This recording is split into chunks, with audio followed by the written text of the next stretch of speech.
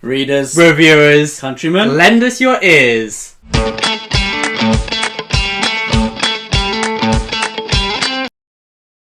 And a huge thank you to all of our Patreons. Thank you to the Pit Fighters, the First Swords, and all of the Bright Stars, Truth and Courage. Hello and welcome back to, for the very first time, to the channel. We are the Brothers Gwyn. I am Will, this is my brother Ed, and today we're going to be giving some beginner historical fiction recommendations, some fantasy books that we think people will help them really get into the genre, or if they are enjoying fantasy and they're looking for their kind of next read, these are ones that we think the majority of people will absolutely love. Yeah, almost kind of like a beginner course of fantasy, really. Mostly modern authors are what we've chosen, haven't we? Not too many classics. But, you know, once you fall in love with these books, then you can move on to the other ones. We'll do another video about what to read next. But if you haven't read much fantasy before, if this is the first time you want to jump into the genre, these are the books for you. Yeah, well, we didn't include as many classic ones because, yeah, it'd be a bit boring and a bit cheating, wouldn't it? Yeah, we've got some great recommendations. The Hobbit, Game of Thrones. Hang on, did you just say The Hobbit and Game of Thrones are boring? No, I'm saying that they're pretty obvious, aren't they? So people who have never watched YouTube or never even read any fantasy, they have heard of those. They know their recommendations. They it's a know household their books. Name. That most people say that they should pick up. So yeah, it'd be kind of cheating for us to mention them. So we're doing some that are still very well beloved, but a bit less obscure than the most well-known books of all time. Bit more obscure. A little bit. Yeah. So the first one for me is M.L. Wang's The Sword of Kaigan. Now, self-published fantasy is so big at the moment and it has never been better, and so The Sword of Kaigan by M.L. Wang is among the best that self-published fantasy can offer. It has two central characters, a mother and her son, set in a feudal Japanese fantastical setting, and the world building is fantastic. Obviously it does resemble samurai era Japan, but it is so fantasy. It's brilliant. It's got kind of these modern touches of technology, but you know, that put me off before I started reading it. But you know, what do I love about fantasy is that it can incorporate so many different things. It can incorporate historical settings, it can incorporate different fantastical technology, and at the heart of it, like every great fantasy story, are amazing characters. Now, this is the story of a mum who has a forbidden past, and then her son who is trying to become a warrior. And that might sound cliche. It is not written in a cliche way whatsoever. M.L. Wang has a very experienced writer's pen. She has a brilliant hand, and her way of crafting characters is sublime. And this is a book that made me cry. There are so many like emotional moments in here, and the action is fantastic. You really, really feel what the characters feel, and it is just written so well. It feels like it was written for me, and I could really, really see that this book is something that so many people would enjoy because of those reasons. Yeah, it is one that is very, very high on my list to read, and the first one I'm going to be talking about is Kings of the Wild by Nicholas Ames. There is a sequel, but this can be read as a standalone, and it is placed in an expansive world, and the premise is that we've got a group of warriors who, they were known as Saga was their name, and they're a mercenary band, and they were renowned across the world as the greatest mercenary band there was. But they've got older, they've split up, it's kind of like a musical band, they've had differences, and now they're all living their own separate lives. But one of them, their daughter, has got into trouble, and so he's trying to get his old friends together to try and help him save his daughter. And the question is, will they come with him? Will they be able to set aside their differences? What has happened in the time since they last saw each other? And this is a book filled with absolute humour that makes me laugh out loud. There's a lot of books that I find humorous and kind of I have a wry smile here and there, but it's very rare that I actually laugh out loud. But I was doing this throughout at a consistent rate throughout the Kings of the Wild, but it is also one accompanied by a great deal of depth. Whilst you have this humour and these crazy encounters and circumstances with monsters and creatures coming to and fro and just creating crazy events that are impossible to predict, you also have this depth of characterisation this retrospection of these people looking back on their lives and seeing the bonds of friendship at the core of the story, what they would do for one another. It's very moving, and there's some very powerful conversations throughout this book. And so, yeah, it's a great kind of balance between that humour and emotion, and I'll be talking a bit more about that later on in this video with another recommendation. But yeah, I highly recommend Kings of the Wild, hence why, surprise surprise, I'm talking about it today. What a shocker. Kings of the Wild is great. It's got all these 70s band Easter eggs in there, and yeah, if you pick them out, then you feel really proud of yourself. The next one for me is Anthony Ryan's Bloodsong. Now, this is a book that I read when I was a teenager, and it blew me away. It was originally a self-published book, but then it was picked up by one of the big five, I believe. Is it Orbit who published it? It is Orbit. Yeah, there you go. The best. And so Bloodsong is basically coming-of-age fantasy set in that school setting. So, think Harry Potter, think Mark Lawrence's Red Sister, that kind of similar vein. The Name of the Wind, character in a fantasy world goes to school. Now, this is a school that's essentially like the Templars. They're a holy order of warriors, and they are trained to be the best of the best. Valen Al-Solna is such a fantastic, unique, and enticing character. It's so much fun to read his story. There are so many emotional moments in there as well, aren't there? And the cast of characters behind him, the secondary characters, just elevate this book to the next level.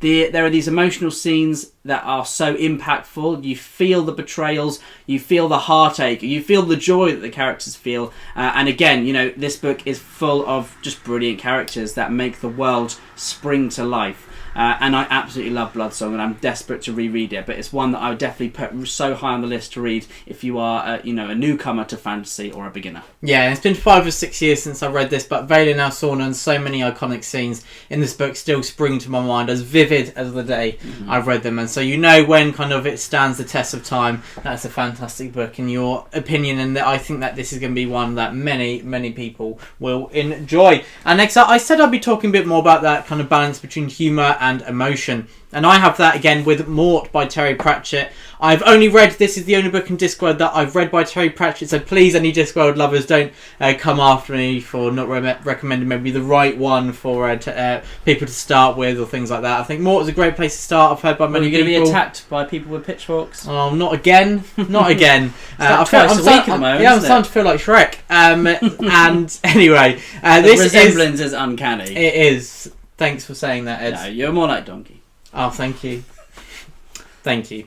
Brotherly love right here. And so the premise of this is that there's a boy, he's pretty unremarkable. People think he's a bit odd because he doesn't really engage with the normal things, like doesn't want to fight, or he doesn't want to, farm or do anything like that. And so, yeah, they're like, he's a bit of an oddball, but we don't dislike him.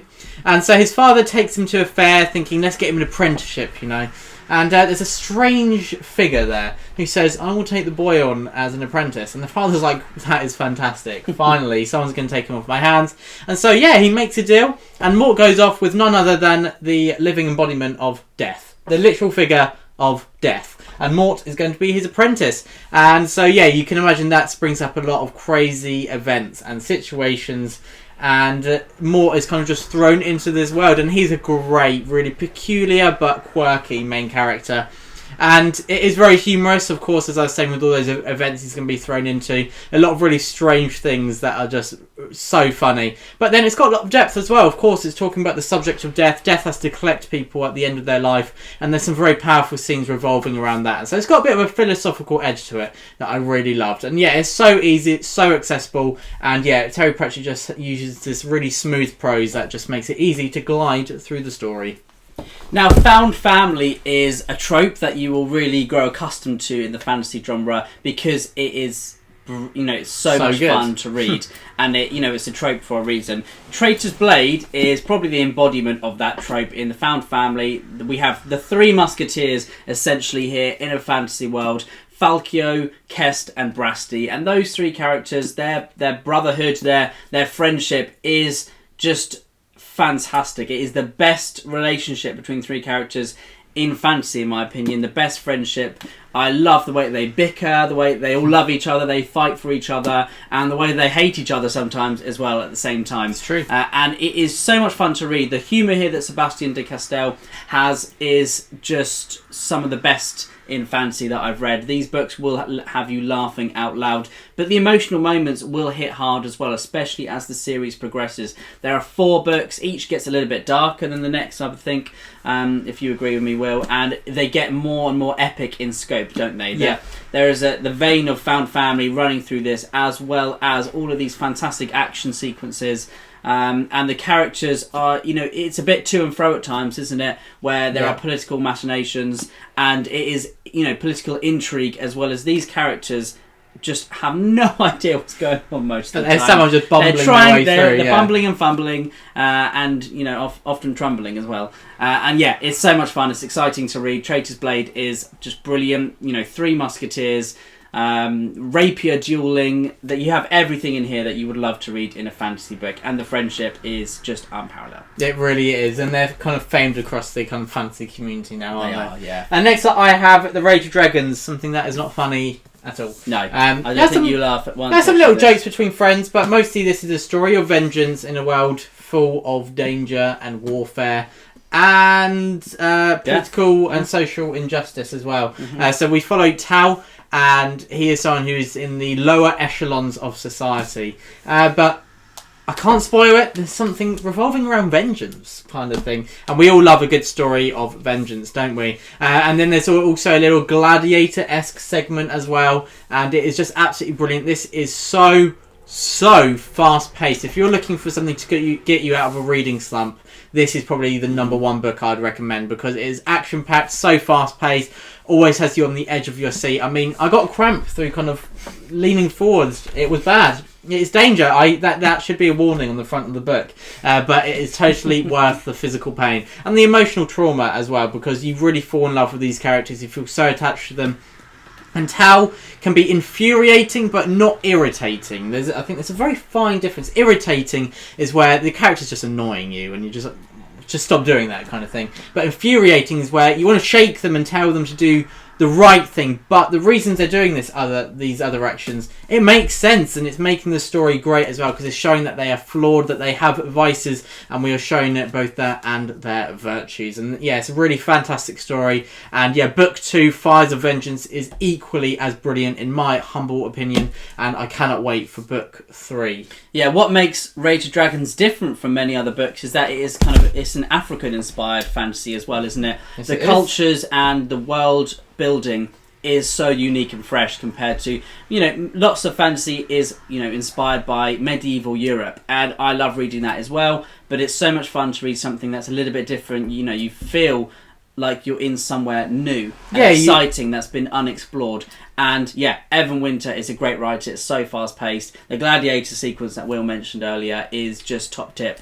And Tao is a great character, especially if you like an angry young man. He's the character for you. 100%. Exactly, definitely. If you like some action as well, he's one of the best action writers out there. Talking of angry men and action, we have Joe Abercrombie's The First Law. Nice little segue there. Thank you very much. Grimdark fantasy is very, very popular. It has been so probably since the Game of Thrones. And then later on this, which is the best Grimdark series I have read. Now, Grimdark sometimes is a label that gets pushed around negatively. What I take it to mean is that there are very morally grey characters that do not do what you expect they're going to do, and they're not out for a redemption arc. They are out for themselves. And usually self-preservation gets them into dangerous situations. Now, the Blade itself has Joe Abercrombie's sarcastic, snarky humour. It's so deadpan. It is brilliant. So good. There are central characters that are so unique. You have a crippled torturer who knows how to torture because he has been tortured himself. You have a barbarian, a Conan-style barbarian, who is trying to run away from his past, and you also have a young soldier, a very chiselled blonde man, who is meant to be the up-and-coming... He takes arrogance to a whole new level. Yeah, he is arrogance. You look in the dictionary, you'll see a picture of Jezal Dan Luther. The Blade itself is a subverted attempt to write the Fellowship of the Ring, but through the eyes of Joe Abercrombie, and it is riveting. It has the best action that you could read in fantasy. It has boots on the ground style storytelling. The inner thoughts of the characters just add to the witty humour, and the dialogue is as sharp as one of Logan Ninefinger's knives. And that is why I love the first lot. Oh, it's absolutely brilliant. It takes a lot of what we love about fantasy and then just subverts those tropes and shows this is what would happen if it was in the real world. And yeah, mainly that goes wrong, doesn't it? Oh, especially on a grand scale. And yeah, so they're bumbling their way through things. Yeah. And I think that without the humour... Lots of tottering as well. Falling. Exactly, yeah. All types of kind of not meaning to do what you're intending to. Yeah. And yeah, it's one of those that without the humour, it would be really depressing, but the humour is making you laugh at these situations that you actually feel bad whilst you're laughing, but it's an incredible and rare experience. And next up, I have a very, very different book from the First Law and the Blade itself, and this is Circe, by Madeline Miller. And so this book needs no introduction. The author also of The Song of Achilles, but I personally enjoy Circe more, and I think more people would connect with the story. This is taking a lesser known mythological figure from Greek mythology, surprise surprise, of the figure of Circe. So she is in Greek mythology. She plays a minor role in some mythological tales, such as Odysseus' return from the Trojan War. But here is Madeline Miller making the brilliant choice of taking her and then having her role explored in these mythologies, showing that she's actually integral to them. And yeah, it's probably the first really of the main feminist Greek retellings that have sprung to life over the last kind of decade. It's certainly the most popular. Yeah, and I think that Madeline Miller, it's no surprise that it's kind of ignited that whole new subgenre, because it's done absolutely brilliantly, where we've heard these kind of mythological tales and legends so many times, but seeing them from a fresh, different lens, it never gets boring. And Madeline Miller does a great job of not just focusing on one, where like it's not just engaging with the Trojan story or the Minotaur or anything like that. It's taking them all basic, so many of them, and you're kind of dip into one, then another.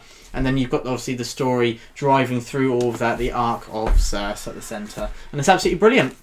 Very nice. And the last book for me is, if you are a beginner to fantasy, then, of course, epic fantasy is probably the most popular subgenre of fantasy, isn't it? Possibly, maybe, apart from historical fantasy. Probably most well-known. Most well-known. You've got Lord of the Rings, you've got Game of Thrones, and then you also have Papa Gwyn's The Faithful and the Fallen. Now, why would I recommend this to beginners of fantasy, newcomers? Because it has so many characters, you will fall in love with at least 3. The animal companions here are just fantastic. They are my favourite in fantasy.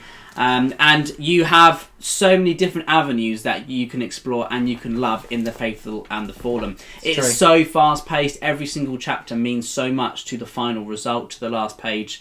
You have lots of different tropes here that are taken from classical fantasy, but sometimes they are subverted, sometimes they're not. So you have, you're always on your toes, I feel, with Malice and the rest of The Faithful and the Fallen. It has the most emotional, gut-punching moments I've read in the series ever. I'm in love with some of these characters. Some of the characters are, feel like they're my friends. I would love to go to the pub with some of them, probably. Some of them not so much, because they'll probably kill everyone. Maybe in the watch pub, from afar. But, yeah, maybe I could watch. Like a TV show of, a day in the life of. But yeah, I absolutely love Malice. It has these amazing, fantastical moments that people love, love reading in the genre. It has a cast of characters that you would die for. It has this kind of Celtic culture inspiration meets the Romans. And I just absolutely love all the fantastical elements. The creatures are, big creatures. The wolves are much bigger. There are giants. There are these fantastical forests. There are worms that are basically giant snakes. There are drags that are basically Komodo dragons. And then you have ants. These fantastic characters. Do you want me to carry on? Like bats, flies. Yeah. And you have these fantastic characters that you absolutely love. And each book, you just feel their bond growing stronger and stronger. And it has a huge world that all of it is pretty much explored. Yeah, it really is. And it's one that it's so easy to read. I remember Mike Book Reviews saying that he loves Brandon Sanderson's works, but even though they're chunky books, he can't blitz through them, even though he loves them. But Papa Gwyn's, he really can. He just feels like he can read them, even though it is a big book. He can just kind of blitz through it because it is so immersive, so easy to read, and you can just get through it in 1 or 2 sittings. Yes, you can. And so yeah, if you're on Goodreads, it's also an incentive. Is it adds to that page count, and you're really going to enjoy it, yeah. and you're going to burst through it pretty. I think Dad quickly. has 3 books that are 672 pages. Isn't it long. crazy? I know. That's weird. Yeah, yeah. All the exact same amount. Yeah. Almost like it was planned. Maybe. But that was your last one, wasn't it, That was Ed? the last one. And now my last one, so we're talking about 10 today, and it is Red Sister by Mark Lawrence. Couldn't go without having a recommendation of a Mark Lawrence book, could we? And I'm just going to read out the first line. It is important, when killing a nun, to ensure that you bring an army of sufficient size. How are you not hooked? If you're not hooked, I don't know how not. You need to read the next, probably the line or the next paragraph, and then you will be. Maybe that will finish the job. But yeah, this is about a character who is a bit Logan Wolverine-esque, and she is fantastic. And yeah, so she's taken to a warrior school of nuns, and there's a very interesting story that stems from that. And there's some political intrigue, and it's a great take on kind of the training school montage. And yeah, Mark Lawrence does a fantastic job of doing that. And I love Nona Gray as a main figure herself. She's awesome, she's so cool, but I also love how friendship is such a core driving theme in this story, and kind of found family, which we talk about with so many of these books. Mm-hmm. It's a very compelling theme, and when done well, is absolutely fantastic, and it goes a long way to making you feel really attached to a series. And yeah, Red Sister does that brilliantly. And so there we go. That is 10 beginner fantasy recommendations, but not just for beginners. These are 10 books that we think the majority of people who enjoy fantasy or who are trying to get into fantasy would enjoy. It's kind of books that kind of defy genre as well. They go beyond those boundaries, don't they? Where usually if you enjoy fantasy, you think, oh, I'm just going to read most books in the fantasy genre. These are ones that no matter what you read, if you follow the channel because you enjoy what we talk about for historical fiction or literary fiction or anything like that, we still highly, highly recommend these books, and we hope that you do pick at least one of them to pick up. Please do let us know if you've read any of them already. What books do you think would be great for all fantasy readers? And yeah, tell us what you're reading at the moment as well. We'd love to hear it and engage with you in the comments below. Yeah, thank you everyone for watching. Really appreciate it. Truth and Courage, The Brothers Gwyn. The Brothers Gwyn.